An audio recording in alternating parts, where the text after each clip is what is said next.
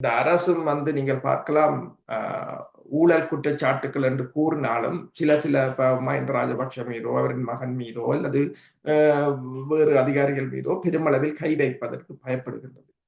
என்னென்று சொன்னால் அவர்களும் அரசியலில் அவர்கள் என்ன செய்கிறார்கள் என்று சொன்னால் தற்போதைய நிலையில் இந்த அரசுக்கு எதிராக ஏதாவது ஒரு அழுத்தத்தை கொடுக்க வேண்டிய நிலையில், ஏனென்று சொன்னால் இப்ப இது சாதாரண மனிதர்களுடைய இயல்பு. அவர்களை சுற்றி வளைத்து அடிக்கும் போது எந்த ஒருவரும் தாங்கள் தப்பி பிழைப்பதற்குத்தான் யோசிப்பார்கள்.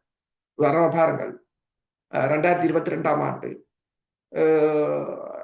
ஜூலி சங்தான் ஆட்சியை மாற்றியதன் முக்கிய காரணம் US8 இந்த உதவியோட. ஆனால் அதே ஜூலி சங்கை 2025ஆம் ஆண்டு மஹிந்தாட்ட கட்சி ஆபீஸை நோக்கி தேடி ஓட வைத்து விட்டார்கள் அவர்கள். இதுதான் அந்த அரசியல். அரசியல் எப்போதும் அரசியல்ன்றது ஒரு நாளும் நிற்காது, அது ஓடிக்கொண்டிருக்கு. எங்களுக்காக ஒரு நாள் நிற்காது.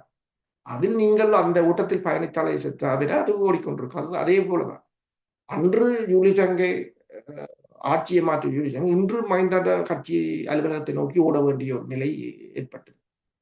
அவ்வாறான அழுத்தங்களை அவர்கள் கொடுத்துக் கொண்டிருக்கிறார்கள். அதாவது விசாரணைக்கு அமைச்சரமைப்பு US8 யாருக்கு காசு கொடுத்தது, எவ்வாறு ஆட்சியை மாற்றினாங்க, அது அமெரிக்காவுக்கு ஒரு மிகப்பெரிய ஒரு பிரச்சனையாக வரும்.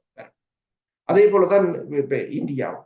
அப்ப இந்தியாவை பொறுத்தவரையில் இப்ப அதானி குழுமத்தின் வெளியேற்றம் என்பது, சீனாவின் அமைச்சர்கள் அடிக்கடி வருவதும், இப்போது சீனாவின் அமைச்சர்கள் இலங்கையின் மீன்பிடித்துறை அளவுக்கு வந்து விட்டார்கள். அது ஏனென்றால் இந்தியா விட்ட பிள்ளை.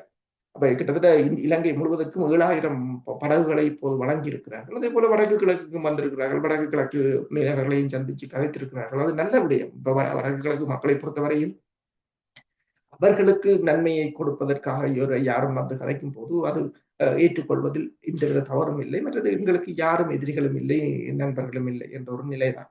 அப்ப நீங்கள் கேட்டது போல ஏன் இந்த நிலை என்று சொன்னால், ரணில் விக்ரமசிங்காவாக இருக்கலாம். ரணில் விக்ரமசிங்கா இந்தியாவில் நிற்கும் போது இன்னொரு விடயம் உங்களுக்கு தெரியும். உள்ளூராட்சி தேர்தலில் SJPயும் UNPயும் இணைந்து போட்டியிடுவதற்கான முயற்சிகளையும் அவர்கள் மேற்கொள்கிறார். இதைத்தான் இந்தியா முதல் சொன்னது. நாடாளுமன்ற தேர்தலாக இருக்கலாம் அல்லது அரசு தலைவர் தேர்தலாக இருக்கலாம், நீங்கள் 2 பேரும் இணையுங்கள் என்றால் இந்தியாவுக்கு ஓரளவு தெரிந்து விட்டது தோற்க போகிறார்கள் என்று. அப்ப தக்க வைப்பதற்காகத்தான் இந்தியா அதனை கூறிவிட்டது.